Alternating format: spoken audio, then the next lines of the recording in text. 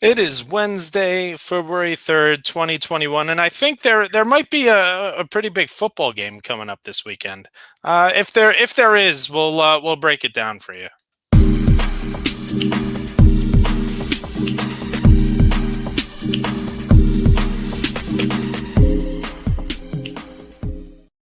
All right, welcome to a new episode of the Zero Technique Football Podcast. I am your co-host Ryan Stern. Join with me as always, Derek Mountain. Hey, we've made it. We have reached the pinnacle of the season. And we were just talking about it. I mean, all the hoops that the NFL had to jump through this year, and it felt like there were like 7 different seasons this year, just with everything going on. But it's been a pretty seamless playoff, and we had a pretty big scare today. But we're almost there. We're at the finish line. So we could have been within a day or two of a barber being the reason Patrick Mahomes didn't play in the Super Bowl. So luckily it was only Daniel Kilgore in the chair at the time. But Mike, I was saying that would have been the ultimate end to a 2020 season if a barber was the reason Patrick Mahomes couldn't play in the Super Bowl. Could you imagine? Like the history books there, just explaining that to your kids. To my goodness, Chad Henne versus Tom Brady. Right? Yeah. And I'm sure has Henne ever backed up Brady? I know Henne's been on a bunch of teams. I'll go a step further. Patrick Mahomes gets it through contact tracing. He goes in the quarterback room, and then we see Tyreek Hill at quarterback on Super Bowl Sunday. Yeah. Travis Kelce. Oh my goodness. Well, luckily we won't have to worry about that. And yes, it is Super Bowl week, so that will be the main focus of today's show. But we're gonna spend a little bit of time because it's not always that during Super Bowl week we have a blockbuster trade that we have to talk about. And was it Friday or Saturday night? Every day is a blur to me now. We getting ready, go to bed. Oh, it was Saturday night because we were doing family movie night. So while we're getting ready to get the kids to bed, my phone is just going berserk with all of these alerts that there is a major trade in the NFL. The Detroit Lions send Matthew Stafford to they're the LA Rams now, right? Yeah. for Jared Goff, 2 firsts and a third. And my immediate reaction was, oh my goodness, this is amazing for my dynasty football team, because I was worried that Matthew Stafford was going to stay in Detroit and all of his receivers were going to leave. And now he gets to go into the greatest offensive system he's ever been in, maybe the best passing system in the league right now with Sean McVay. But there are 2 sides to this story. So what were your immediate reactions to the trade? And do you think that there's a clear winner here? So I'll lean to the Lions, and we talked about it a little bit in the before the show. I mean, they got a ton, and they have room. They have wiggle room to get a guy like Goff, and they're going to pay $19 million in dead cap to Stafford. So over $40 million is going to be attributed to the quarterback room. But they have a bunch of cap room, and we talked about it. They're not going to retain Kenny Golladay, Marvin Jones. They're in full rebuild mode. Dan Campbell gets a 6-year deal. GM Brad Holmes gets a 5-year deal. The first round picks that they didn't get anything this year. They got a 3rd round pick this year. Their first round picks are in 2022 and 2023. So they decided to pivot towards the future. They could take a quarterback at 7 if someone falls to them that they like, but really Goff gives them the perfect bridge for the next 2 years. They find the guy that they like. They don't have to rush into someone that they don't necessarily like. They can take their time and pick the quarterback that they want within the next 2 to 3 years. And you can still be competitive with Goff. He's their version of Teddy Bridgewater, was my initial thought. And to be completely honest with you, my first thought when I saw the trade, and you saw the rumblings that the Rams were kind of in the Matt Stafford sweepstakes all week, but they weren't necessarily one of the top suitors necessarily. And I'm just thinking, like, man, they don't have enough juice to make that trade. They don't have a first round pick this year. And Les Snead obviously thinks a lot differently of first round picks than the rest of the league, the way he trades them. But my first thought is, man, they must not like Jared Goff. And you kind of read between the lines with McVay, and he does not like Jared Goff at all, but they do not think very highly of him. I mean, and we'll see. I mean, that is kind of the stigma around the Rams when you watch them is when they're playing well, McVay's a genius, and when their offense isn't, it's Jared Goff holding him back. And I think there's some truth to it. I also think that their offense lacks a real vertical component to their game. They lost Brandon Cooks. Cooper Kupp and Robert Woods don't necessarily provide that. They're really good in the intermediate and short game. I know Stafford throws the ball down the field a little bit better, but it's tough. They're going to have to be really creative because they don't have money and they don't have draft picks in the near future. The one good thing is that they have Josh Reynolds, who seems to have taken another step forward this year. Free agent. He's a free agent. But the biggest one to me is going to be Van Jefferson. Definitely. Van Jefferson almost has a very similar body style and game style to a Kenny Golladay. And where I think that if they're able to incorporate him into the offense, even I think he can even be put in as an X receiver, even with both Kupp and Woods on, because both of them tend to be the slot and Z type receivers, which is where both of them actually had their biggest years when Brandon Cooks was manning the X. So I think if they're able to get and I know they love Van Jefferson. There was in his limited action, he's great. They just didn't rely on him that much, which is fine. Some receivers it takes longer, but as you said, the Golladay comparison I really like. He is smooth. That's kind of the first trait that sticks out to me is he's just such a smooth route runner. Yeah, and I mean there was a lot of hype about him, especially if you were a Hard Knocks watcher. That they loved his IQ for the game, which he gets from having a father who played in the league and coached in the league. This is a kid who, if he's able to take that like I said, that next step, I mean, we can be seeing one of the more dynamic offenses in the league. But on the Lions side, I think I really love what they were able to do. This now gives them a reason to not be forced to draft a quarterback they don't necessarily love this year, because now I think the consensus is clear. This is going to be one of the bottom teams in the NFL next year. Especially you're gonna lose Kenny Golladay, you're gonna lose Marvin Jones, so there are not going to be a whole lot of weapons on that team. It's going to be a whole lot of DeAndre Swift.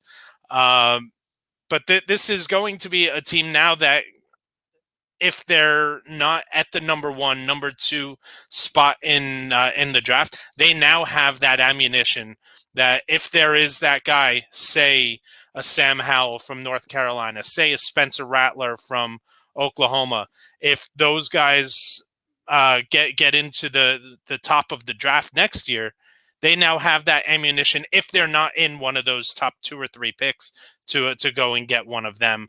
And after next season, after the 2022 season, they can get out from this Jared Goff contract. I kind of view it as a Miami Dolphins kind of phase if they want to go that route where you could stockpile the picks, you kind of give up on next year, and you don't necessarily have your quarterback of the future. And they're not giving up, but I think there are different ways of tanking that we see in the NFL. And one of them is using the veteran quarterback who we kind of know what they are and they keep you competitive. And in Miami, that was Ryan Fitzpatrick 2 years ago. And I think you'll see that with Goff, who, he's average. When he's at his best, he's above average to average. He's probably right in that middle to below average spot right now, the way he played last year. But look, they could stop. They're stockpiling a lot of picks. Dan Campbell gets a chance to kind of implant his culture. And they get to evaluate their team next year. Who do they like? Who can stick around? Who can play? Who can't play? And they get to put a premium on positions that they value. At Miami, that was the edge in at corner. They got Van Noy, Emmanuel Agba, Byron Jones. They kept Xavier Howard, even though everyone thought he was going to be dealt. I mean, we'll see how the Lions do this. It's obviously going to be a long rebuild. The way that trade went, that's all that tells me is that this is going to be a 2 or 3 year rebuild minimum. Yeah, and another thing that we were discussing, that the Rams, you said that Les Snead does not treat his first round draft, especially because he knows that his team is going to be one of the better teams in the league year in, year out, that he's expecting these first round draft picks to be later in the round. The last time the Los Angeles Rams took a player in the first round was the player they just traded away, Jared Goff, in 2016. Yeah, everything just comes full circle. Okay, I will give you a crazy stat that I looked up. Okay, so between Aaron Donald, Jalen Ramsey, Stafford, Cooper Kupp, and Robert Woods, who they both extended going into last year or this year, and the dead cap money that they've accumulated. So $30 million going in next year between Goff, and then Gurley's another $8 million. What percent of those 5 players in the dead cap make up their cap next year? Which is, by the way, they're already $1 million over the cap going into next year. What percentage do you think those 5 players in the dead cap make up? So that's not including Stafford, right? It is including Stafford. Oh, including Stafford, I'm going to say somewhere in the 75 to 80%. 71.33%. That is That's insane. unreal.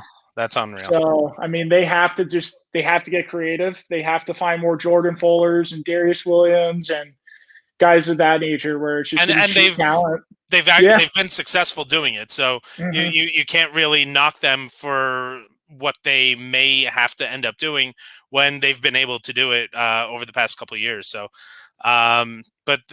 it's going to be especially important for them to nail those mid to late rounders this year, because this is the 21 season is going to be a majorly important year for the LA Rams. Absolutely. All right, so we're done with that, and I think we can switch to this little old game called the Super Bowl, and I think we've got a couple good quarterbacks that we're going to be seeing. We have the young kid who's trying to take the torch, and the GOAT who's trying to hold on to it, playing in his 10th Super Bowl, 10 out of 55. I mean, you can hate Tom Brady all you want, and I do. It's easy for a Northeastern non-Patriot a non-Patriot fan to hate Tom Brady. A lot of teams do. But my goodness, 10 freaking Super Bowls. It really is unreal. It's something we're never going to see again. Oh no. Maybe Mahomes. That's like besides that, and he's otherworldly. The thing with Brady that's interesting to me, so like they kind of already had all the pieces in place in terms of defense. Their O-line is awesome. The perimeter was set. And it's not – Brady hasn't played with this talent before. Maybe Welker and Randy Moss for – what was that, 08? 07 season. 07 with the Patriots. But it's never been this balanced and this complete a roster before. And I look at the Bucs, and, I mean, I think they're going to be – I think they're going to be better next year when they've already expressed that they want to bring back AD. I don't know if that's true, but we'll see if they do. I mean, I think it's only going to be better next year.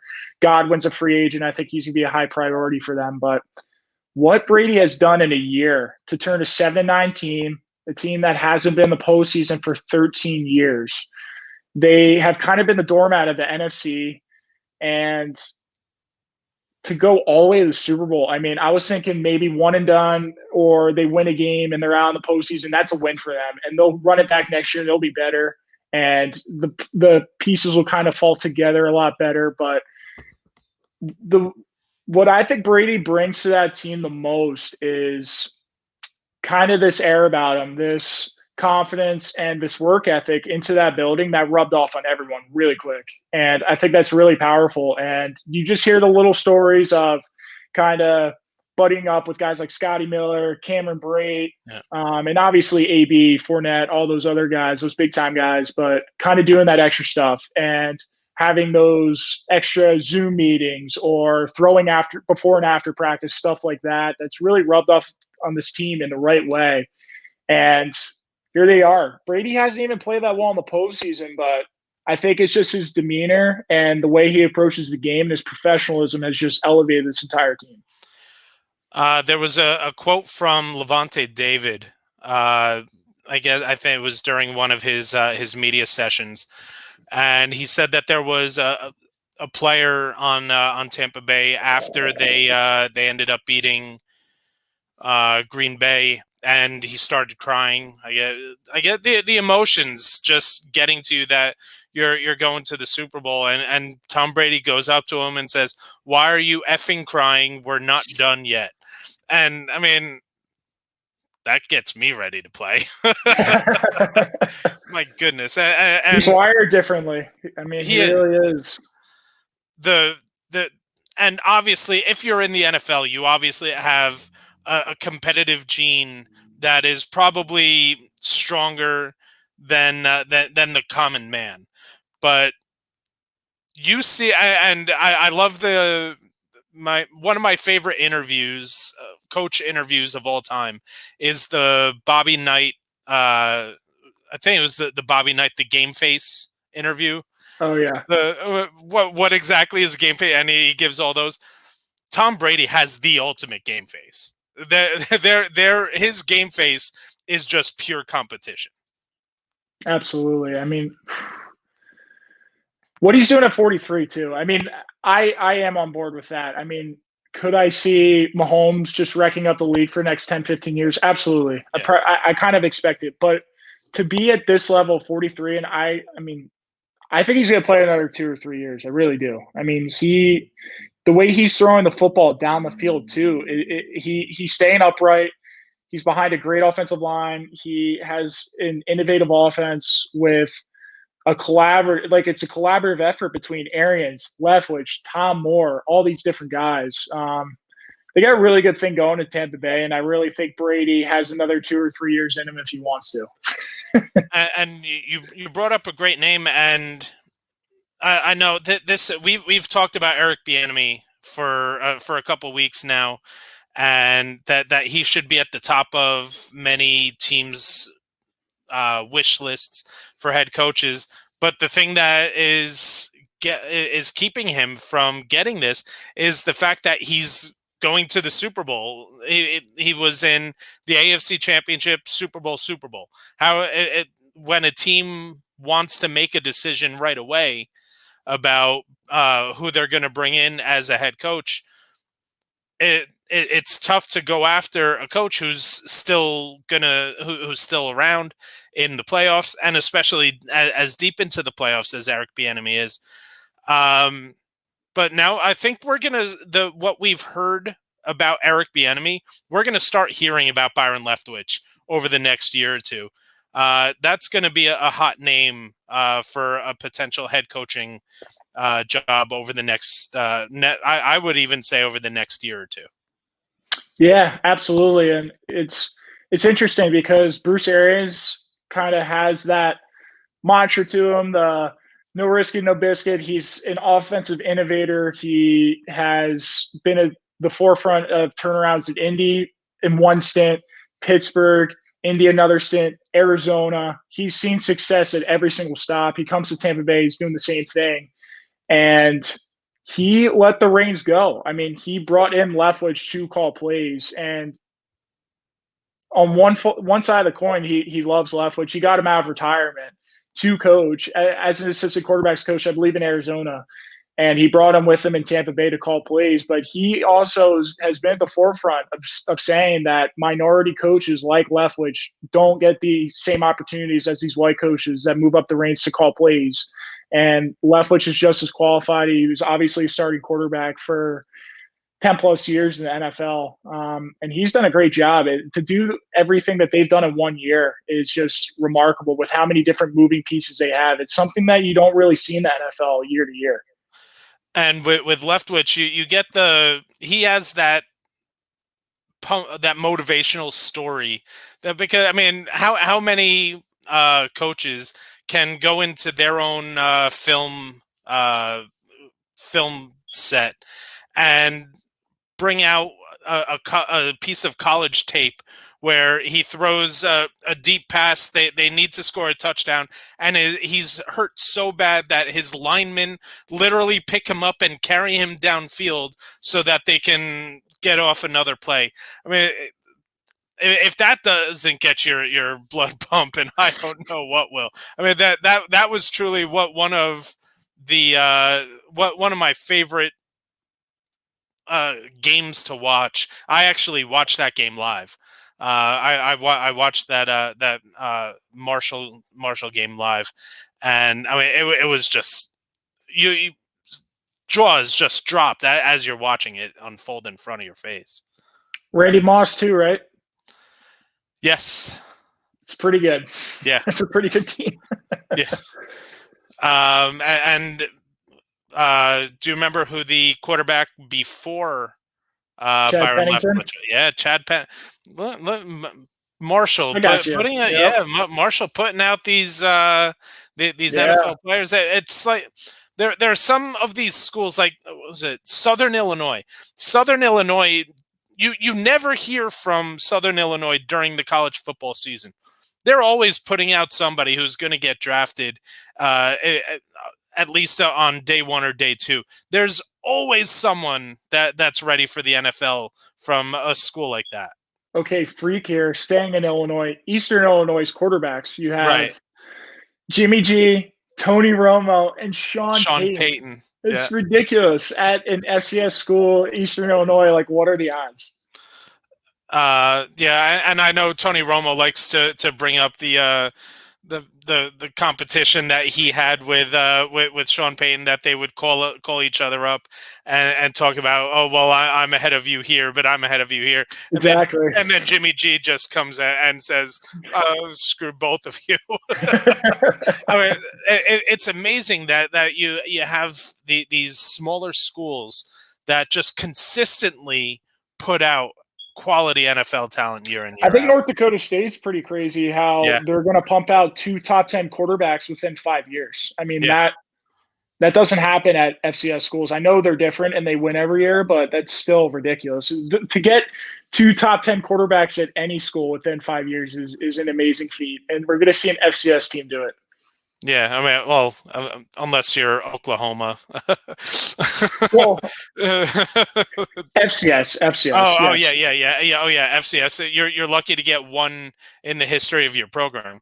Exactly. Let alone two in 5 years. I mean, that's it's crazy. And the craziest part about it is that they're not even a program that throws the ball 50 times a game. They're a very pro style.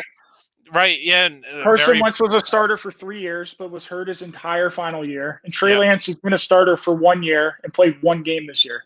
And he was a 50% completion in that 1 game and threw for under 200 yards. And he's still gonna get drafted probably in the top 10. As he should. I would. Yeah, but it's crazy because we had the Senior Bowl this past week. And I know he didn't play in the game, but when you look at the practices and you hear about the interviews, right now I think there's a good chance that Mac Jones actually gets drafted before Trey Lance. You think there's a good chance? I don't know. See, so I think it depends on. It depends on the team and what they want. So if it's a team like Washington or the Patriots trading up. I think then you can see a Mac Jones because I think he's He's more ready to play. Right. Day He's more one. ready to play. Those two teams. So, speaking of the Patriots, I literally just heard this stat within the past 2 hours. How many touchdowns were thrown to wide receivers on the New England Patriots this past year? I mean, Cam only threw like 5, and I don't think Stidham or Hoyer threw any. So I'm gonna say I don't think Edelman scored. He got hurt. Demir Bird maybe got 1 or 2. Garner Olszewski might have got 1, so like 3. There was 4. N'Keal Harry had 2. Oh, I forgot Harry. Yeah. Demir Bird had 1, and Gunnar Olszewski had the other. Just listen to those names, like just awful. Oh my god. Bill Belichick did not care about this year at all. Oh no, and again, I think there's a very good chance, and I know we've talked about, and I've been all about Kyle Pitts to the Patriots. Kyle Pitts to the Patriots. I've been no. they're going to go quarter. I think and we know Bill is not afraid to make a move.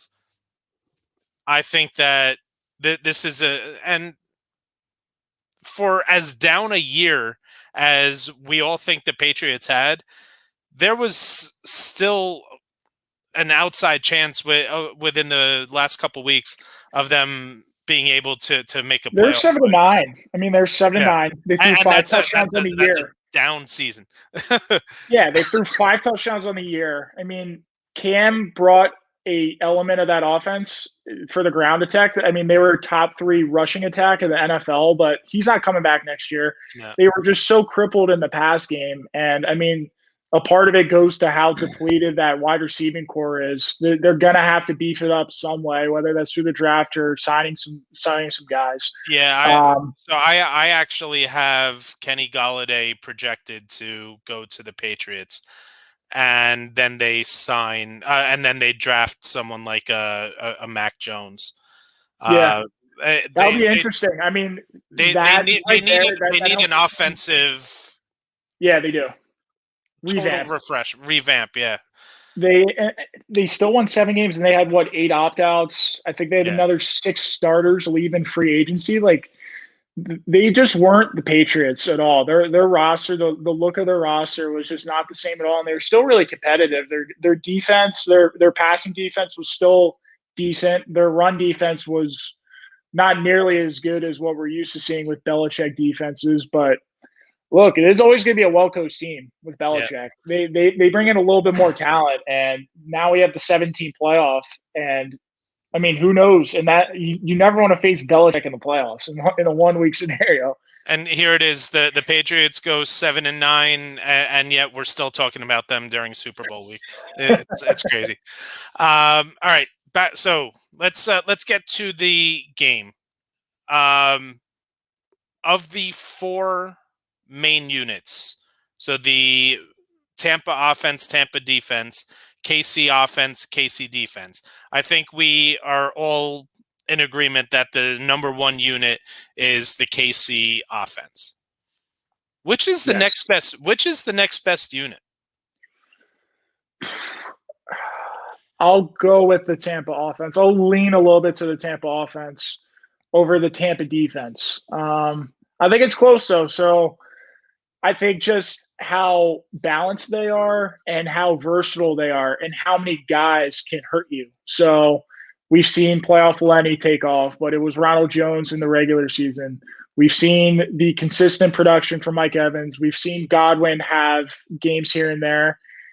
And now here's Antonio Brown. I mean, he was lost in this offense for the first month he was there. Last 5 games until he didn't play last week, he had 5 touchdowns.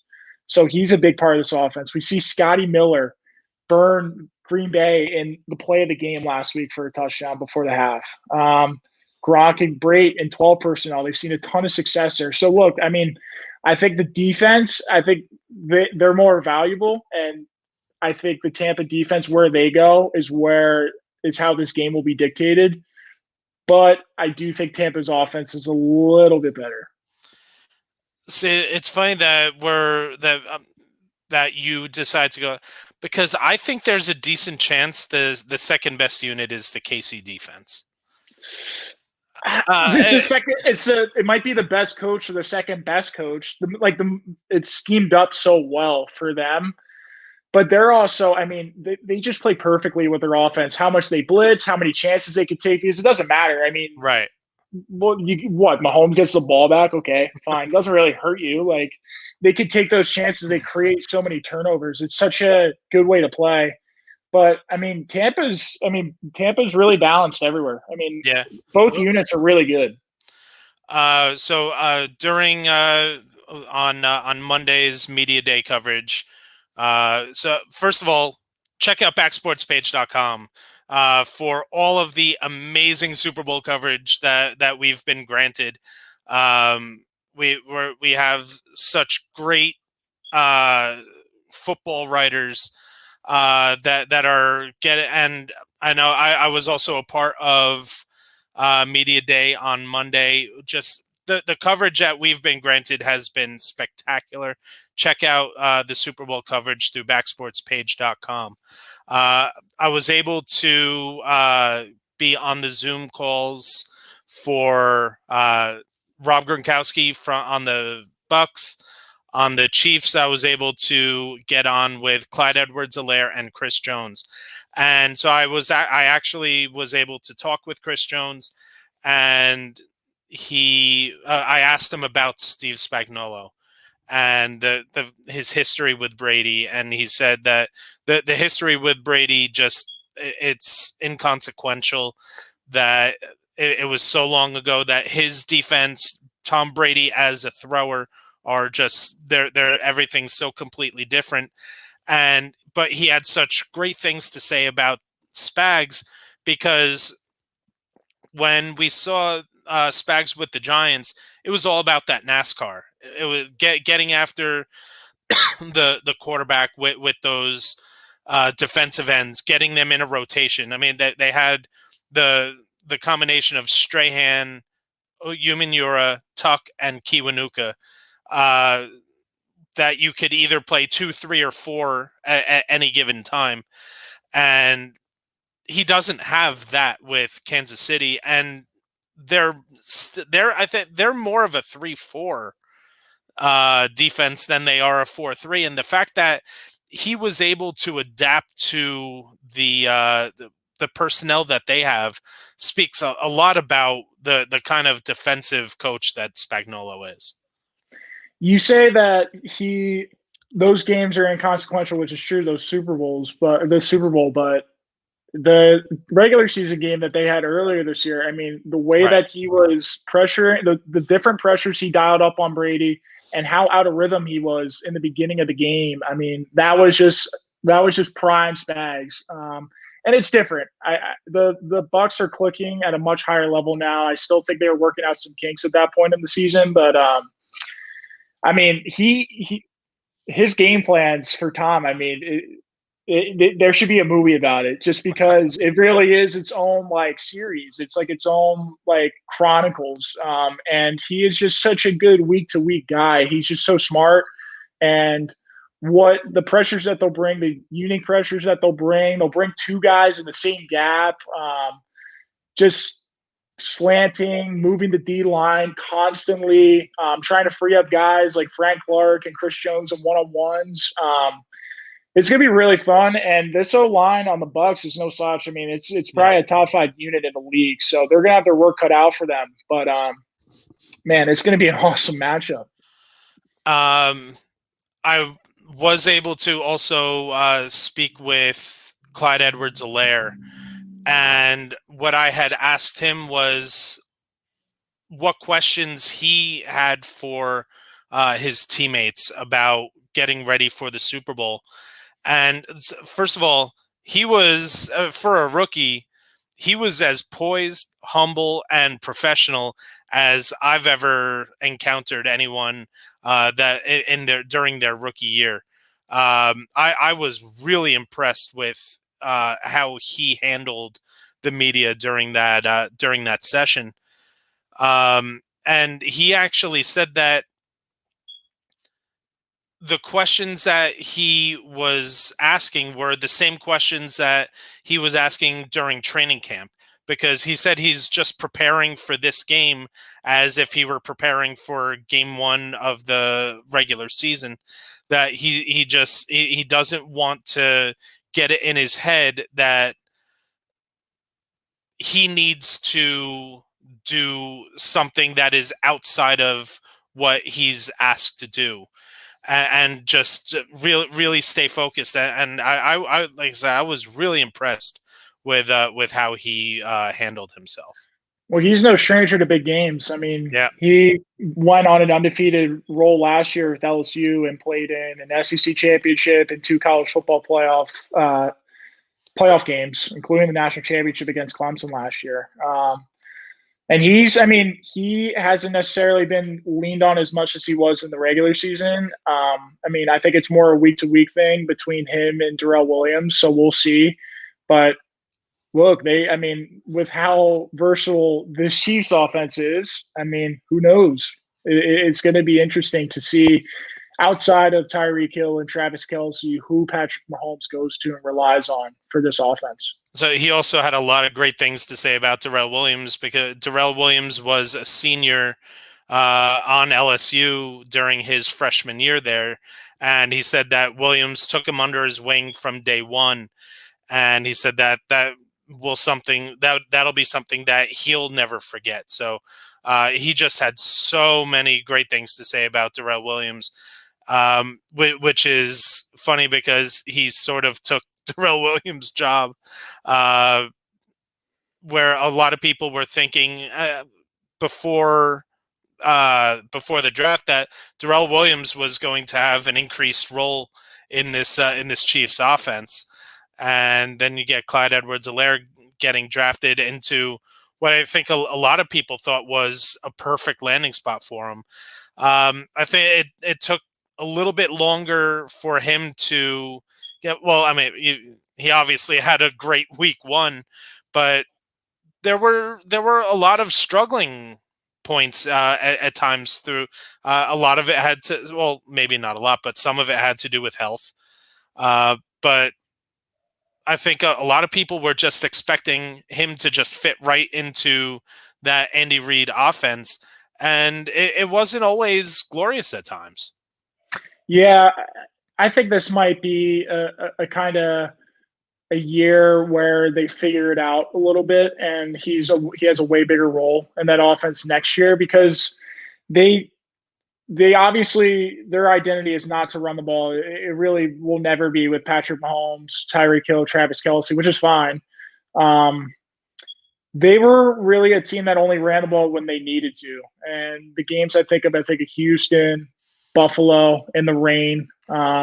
Just some games where New Orleans a little bit, where teams were playing a bunch of too high and they're only putting 5 in the box, and they were literally just making the Chiefs run the ball. And they can if they want to. They just don't want to because they're so good at throwing the football. They're so electric throwing the football. And I think you give another offseason, a real offseason, to Clyde Edwards-Helaire at the Chiefs. Andy Reid and Bieniemy are going to dial up ways to get him more integrated in the passing game, because he's such a skilled receiver too. Kind of in that Brian Westbrook role is what I envisioned him when they drafted him. So we'll see how it works, but I kind of think this is a trial run year for him. And I mean, he was still pretty productive. Oh, definitely. I mean, I don't want to make it sound like he was a complete bust. This is still an electric ball player playing in an electric system, and our expectations were probably unfair. Right. Yeah. Especially for in fantasy. I know a lot of people were looking at what I think it was 7 or 8 years in a row. Andy Reid had a top 10 running back in the league, and I think everyone just saw, oh, this is a perfect fit, and the expectations were just through the roof. And I'm actually going to love the discount that he's going to come with next year. I was willing to draft him at number 7, even ahead of Dalvin Cook. So that was obviously a mistake. But I have him on my dynasty team with Saquon Barkley, and I'm excited about the future at running back there. So I think that this is a kid who, because of Patrick Mahomes, because of Travis Kelce, because of Tyreek Hill, is going to fall through the cracks sometimes in terms of game planning by defenses. And he's still so electric that he's going to, I think he's going to have at least one huge in this game coming up. I'm with you. I could totally see it. All right, let's get into breaking down the actual game. What are you looking at from both sides of the ball from each team? What are some of the keys that you have for the game? I think it's simple to me. I think it's, can Shaq Barrett, can JPP, can Vita Vea be disruptive, and specifically the DNs, can they get home and pressure Patrick Mahomes? They have to. And especially with this makeshift Chiefs offensive line. I mean, they have one week 1 starter in there, Austin Reiter at center. Everybody else is a backup. Last week they lose Eric Fisher to torn Achilles. So now Mike Remmers, who was the right tackle for Mitchell Schwartz the last 3 months, has to move to left tackle. He's never played there this year. They have to move Andrew Wiley from guard out to tackle this week. Nick Allegretti, 2019 7th-round pick, has to fill in at guard. Stefan Wisniewski, who actually started the game last year against San Fran. Coming into the year, he was kind of that swing interior offensive lineman. He has to go right guard. So that's just a matchup that the Bucs have to dominate if they want to win, because the secondary, as good as they've looked at times, it's just a huge mismatch in the Chiefs' favor. Carlton Davis is a nice, physical, young, long corner, but he is not a match for Tyreek Hill. We saw that in the first game. They only played man coverage out of 53 pass snaps. They only played man coverage on 9 of them. 2 of them went for 4. 204 yards in a quarter is good, right? It's not bad. I think that's pretty good. And 2 of those touchdowns were on Carlton Davis, and Todd Bowles knew to get out of man coverage really fast after that. You can't blitz against Patrick Mahomes. Yeah. We see how that goes. You can't play man coverage against them. They have to rush with 4, and they have to win. Even it doesn't necessarily have to be sacks, but it has to be pressures. It has to force. You have to force them to throw the ball away. You have to force them into tougher throws, because they're going to make their plays. I mean, Tyreek Hill is going to make a couple big plays. Travis Kelce is going to convert on a couple first downs. I mean, that's just the reality of playing this team. I mean, that's just the nature of it. But if you could steal a few possessions here and there, if you could find a way to slow them down at certain points in the game, that's how you have to do it, is pressuring Patrick Mahomes. The big thing is going to be not to let the big plays frustrate you and get in your head. You have to know that the explosiveness of this offense, they're going to get those chunk yard plays.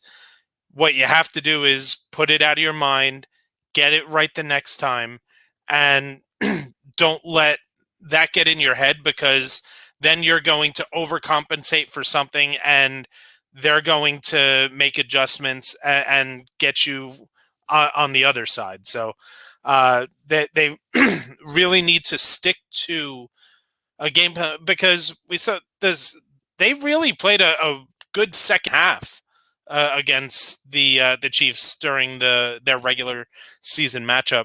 It was that first half that they just dug too big of a hole for them to get out of. Yeah, it's going to be interesting. So, I look at the Chiefs, and I don't even think they consider running the ball this week. With Vita Vea back, it's the number 1 rush defense in terms of DVOA.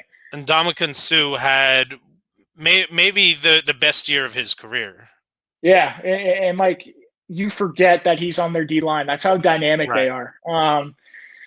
I mean, if you're the Chiefs, and especially after the first matchup, I think Bowles is pretty set in his ways. He's multiple, but he's gonna bring pressure. That's kind of what they are. And we saw Mahomes completely exploit that in the first matchup, and he threw for what 460 yards in that game. I think it's going to be more of the same. I think the props at 327 and a half yards. I love the over there. I think Yeah. there's a very realistic chance that Mahomes drops back 50 times, 50 plus times this game.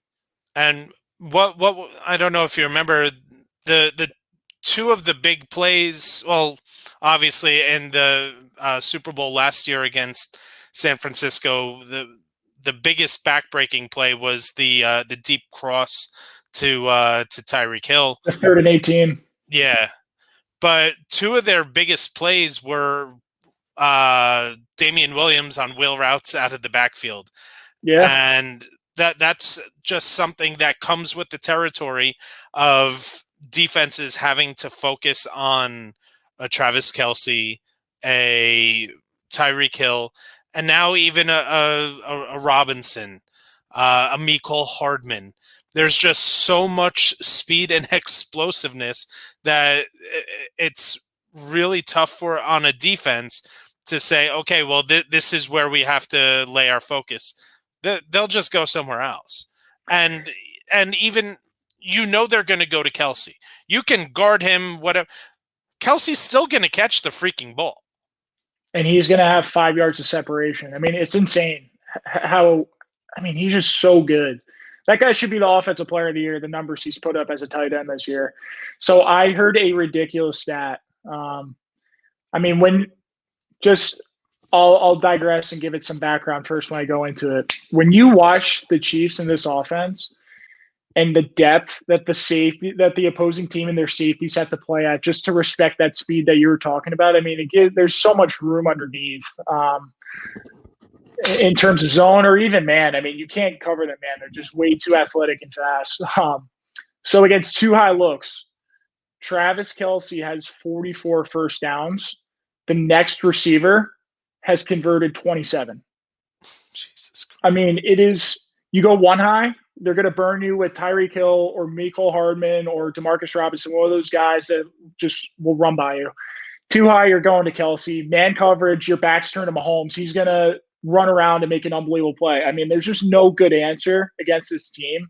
I think maybe the Bucs' best chance is a lot of two-man, where maybe they spy a little bit on Mahomes with Devin White or Levante David, and they cover themselves with too deep.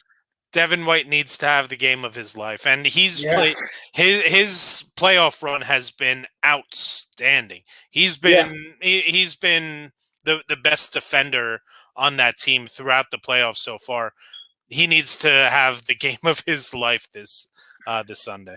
He's interesting. So, like, he's so dynamic in the run. He has 9 sacks as an inside backer. I mean, you just don't see that. And they love to bring him on pressures. They love to blitz him. And he's so athletic. I mean, he's 6'2", 230, 4.4 speed. I mean, top 5 pick as a linebacker. You just don't see that anymore. He's not good in pass coverage, though. That's definitely the biggest flaw in his game, I think. And it's weird because he's such an athletic specimen that you just expect, 4.4, he's going to be a great cover linebacker, but he's not. I mean, a lot of that is instincts. A lot of that is turning and running, not necessarily being downhill, which he's so good at. I think Levante David's the guy who has to be impeccable in coverage. He lines them up. He's kind of the unsung hero of this team, and he's one of the more slept on defensive players in the league. I mean, I was shocked. I heard it today. He has 1 Pro Bowl in his career, and he's always top 5 at tackles. I mean, he's just so dynamic in every level and the level of consistency. It's exactly. every year. Every year he's at the top of the tackle list, and he just flies under the radar so much. I mean, he was stuck in an era with Kuechly and Bobby Wagner. I mean, it's a shame because in any other era, if you were to insert him now and put in his career now, I mean, he would be the best linebacker, and he would have 8, 9 Pro Bowls in his career. It was just bad timing for him, but I mean, he's the guy, and he had a quote that Devin White had a quote that Levante David is going to be tasked with covering Kelce a lot. That's how it's going to be. That I mean, he has to at least neutralize and make it tough on him because Kelce's going to get his. He's probably going to get his 100 yards, his touchdown or two, but he has to find a way for him to not take over the game. I mean, they go through Kelce, that offense, in terms of moving the chains, in terms of first downs, it goes through Kelce. The crazy thing is that you said Kelce's going to get his, that he'll get close to the 100 yards and a touchdown or two. Usually that's taking over a game, but Mahomes threw for 460 last game, and they almost won. I mean, they're in the game. Right. I mean, Mahomes could throw for 400 yards, and you could still be in this game if you play it properly. Because I mean, it's what you said. They're gonna have explosive plays. That's just what it is. That's what you have to live in. You're gonna have to score 35 points to give yourself a chance to win this game. You're gonna have to force 3 to 4 field goal attempts as opposed to those those getting in for touchdowns. Being strong in your red zone is an absolute must against this Kansas City offense. Absolutely. Oh, man, this is going to be such a good game. I can't wait. So the over-under for this game is set at 56. Which is really high. Which would actually be a record for a Super Bowl. The previous record holder for highest over-under in a Super Bowl is Super Bowl 19 between the 49ers and the Dolphins. Interesting. And that game was 53.5, and the total ended up being 54. So these guys in Vegas, they always know what they're doing. They know what they're doing. Yeah, that's a really high number, but I mean, the money is leaning towards the over if I'm not mistaken, right? They're both set at -110. So, okay. Right now they're about even.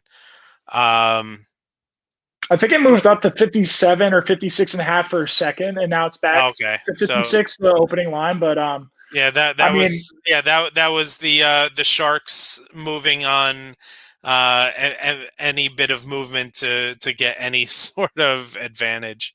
But 56 is a number that I'm sitting here and saying, I can't.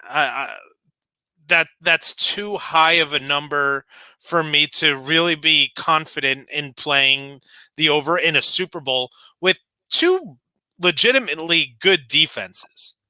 Yeah, I mean, these guys have 2 weeks to prepare too. It's two well coached and great defensive coordinators. I mean, for my money, they're probably both top 5, top 6 defensive coordinators in all of football in terms of game plan. They have 2 weeks to prepare. I know that Mahomes is now in his 2nd Super Bowl. Brady's in his 10th, and they've been there before, but they're still going to be the jitters. I mean, we saw Kansas City have 10 points through 3 quarters last year in the Super Bowl. I'm not saying that's what's going to happen this year, but I wouldn't be surprised if it takes them if it takes each offense a quarter and a half to really get going. So, I mean, I would lean towards the under. I'm with you. That's just such a high number. Yeah, it's a number that if I felt, I think that there's a good chance that the over can be reached. It's just it's one that I'm staying away from because, like I said, it really is high. Some of the individual numbers, and this is one that we were with one of the guys we were talking about. Travis Kelce with his receptions is 7.5. So I've done my homework. He's hit over 7 catches in 11 games this year, and I think 9 of his last 10. So, Jesus fucking Christ. I mean, that's an over. I mean, that's an easy over. Yeah, yeah. They, I mean, The over is where I was leaning with that also. they have decent answers. I mean, Winfield's going to be back. Levante David's a really nice cover linebacker, like we were just talking about. But Kelsey's a unicorn. I mean, he's in his own world in terms of in terms of being as dynamic a receiving tight end as he is. He's going to get his 8-9 catches. That's just what it's going to be for this Bucs defense. Another one that I was looking at was Chris Godwin with the 73.5 receiving yards. From what this really seemed like a down year for Chris Godwin, and a lot of that was because of the touchdowns, Yeah. and how that took a major hit. Chris Godwin accounted for over the regular season. He was at 24% of Brady's passing yards, and in the playoffs, he's been at 26%. So this is where we got to say, well, all right, well, if we're playing the percentage game, how many yards is Brady going to throw for? And if you're looking at the 300 yard, I mean that's right there. Right there. Yep. Yeah, you've got the over right there, and when you're looking at not and a big thing to me is the injury report, and we're still seeing Antonio Brown a limited participation in and even on their defensive side, you have both of their safeties in Whitehead and Winfield limited participation. I don't expect them to be declared out, but who knows how healthy they are actually going to be. And if both of them are out, that just means that I can see the Chiefs being able to put up even more points, which means more passing. So I really like the Godwin over 73.5. Yeah, and even if AB plays, which I expect him to, it's been 2 weeks. He's not going to be as much of a focal point as we're used to in the past month or so. I mean, he's really become an integral part of this offense. But if he's really hampered by that injury, it's going to be a little bit more Scotty Miller. And then it's going to go through Mike Evans and Godwin in the pass game. There's going to be no question about it. And to me, I've always felt that Godwin is their most dynamic and complete receiver. He can go outside. He's great in the slot. He's a really crisp, unbelievable route runner. He's had drop issues in the playoffs. I mean, he's still recovering from that broken finger that he had surgery on in the middle of the year. I think he has 6 drops in the playoffs, which is just very uncharacteristic of Godwin.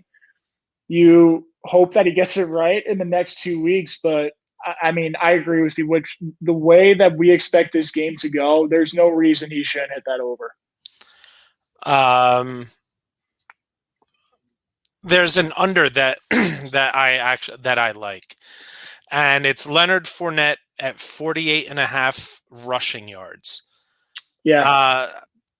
Only because I think that this can be a game where both quarterbacks throw 40 plus times, and so that's going to limit the amount of rushing attempts for Leonard Fournette. And now we're seeing Ronald Jones he's healthy, and that's going to cut into Leonard Fournette's rushing attempts as well. I really like the under, and it's a relatively low number at 48.5. I find it hard, especially against a very stout Kansas City front seven, for him to put up 48.5. Yeah, I mean, it's tough. I would base it off of Ronald Jones because it was his job until he broke his finger and was on the COVID list for 2 weeks. Fournette was down and out and completely out of the rotation. I mean, he was scratched for a game. I don't think people remember that, but 2 months ago, he was a healthy scratch behind LaShawn McCoy and Keyshawn Vaughn. He's been an absolute tear in the postseason, but Bruce Arians wants to run the ball and establish it, but that's to enable the play action game. This is not a run first team necessarily. They will stick to the run, but with a relatively healthy Ronald Jones, I mean, he's the better back here. I understand Fournette's the hot hand, but I'm not saying he's going to come down to earth, but you're going to lean on your better players. I like the under there too. All right, let's get into our picks. So we're gonna pick winners. We're gonna pick a score, and we're going to pick who will win the MVP. Why don't you lead us off? Ooh. So I saw that picking a quarterback MVP is minus 275, minus 250 on DraftKings, and then any other positions plus 750. I'm kind of tempted for the other just because I'm thinking in my head how the game plays out. So I'm thinking if the Bucks win, maybe it's like a Shaq Barrett, or a JPP gets like 3 sacks, fumble, strip sack, touchdown, something stupid. And then I'm thinking for the Chiefs, if Mahomes has one of his games like last year against San Fran, where he's kind of off for 2 or 3 quarters, which I don't think will happen, but say it does. Maybe Kelsey pulls a Julian Edelman. He gets 120, 130, a touchdown or 2. I don't think that's a terrible prop bet, but my MVP is going to be Mahomes. My winner is going to be the Chiefs. Not the funnest pick, but I'm going to go with the Chiefs 34-30 in a high scoring game. Yeah, I mean, I can't see the Bucks winning. I can't see them keeping up. But if Barrett and JPP make that huge impact that they're definitely capable of making against this backup unit, which is what this offensive line will look like for Kansas City on Sunday, they could come out on top. I mean, the way the Chiefs offense is looking, I can't pick against them. So I'm going to go with Patrick Mahomes as my MVP. I do have the Chiefs 33-27. I think this has the potential to go down as one of the all-time great Super Bowls. We've got 4 really good units in terms of the offense and the defense. Spectacular coaching on both sides of the football. You have MVP caliber players on both sides of the football. You have Hall of Fame, and I mean this has the makings of one of the all-time greats. So I'm just So this is going to be one of those games that I think we're going to remember. And hey, it can come down to the final possession. It would not shock me if someone gets the ball with 2.5 minutes to go and a score is going to determine the game. It's just the way that we always see with in Tom Brady Super Bowls. Okay. I found some prop bets that I need to run by you. Okay. Non-football. Give me your picks right now. All right. Coin flip, heads or tails? Tails. Over or under 1 minute and 59.5 seconds? Under. Yeah. How many times will Gisele be shown on the broadcast? Over or under 1.5 times? Over. Yeah, I think that's an easy over. Primary color of Mahomes' headband, red or anything else? Anything else. I think he's going to go white. I think he's going to go white. Ooh, I like that pick. I think red was a decent favorite there too. Will Bill Belichick be mentioned in the broadcast? How does he not? I know. That's what I was thinking too. That seems too easy. All right. What will be mentioned first? Brady's 10th Super Bowl appearance or his age? 43. Super Bowl appearance. Ooh, I don't know. I think the age. I think I would lean age there. And then what will the color of the Weeknd's jacket be when he goes on stage? I got black, red, blue, white, or other. Black. I think he goes leather. Black leather. I like that pick. All right. I like those picks right there. And that's coming from somebody who the extent of their knowledge about the weekend is from that Pepsi commercial. You're talking to the wrong guy. Supposed to rain on Sunday too. We didn't talk about it. So 75% chance of the rain. The last time it rained, I mean, we got Prince at halftime. Yeah. I think it's a little bit disrespectful to be comparing Prince and The Weeknd, but that was the best halftime show ever. That was spectacular. I mean, so you're not old enough to remember the Michael, and I'm not a Michael Jackson fan.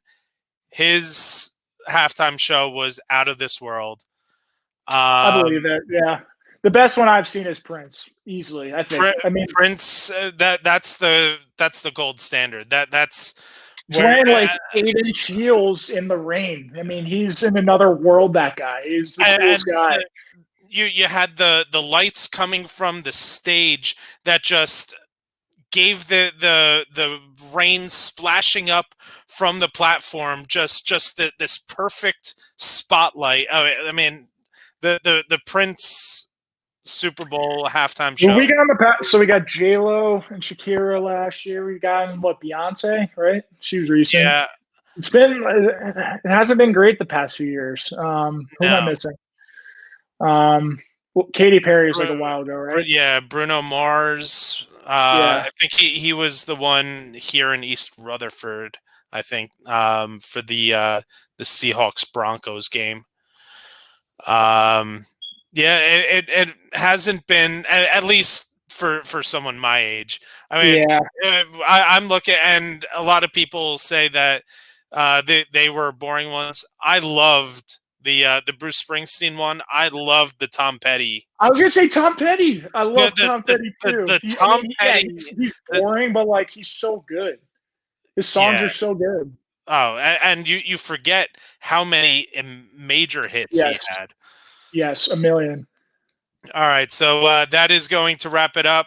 Enjoy Super Bowl week. I got a couple more days. Like I said, this has all the makings of one of the better ones that we'll have seen. So, again, make sure you're checking out backsportspage.com for all of the great Super Bowl coverage. Follow them on all social media at backsportspage. You can follow me on Twitter at rstern33. Derek is at Derek Mountain. That's going to wrap it up.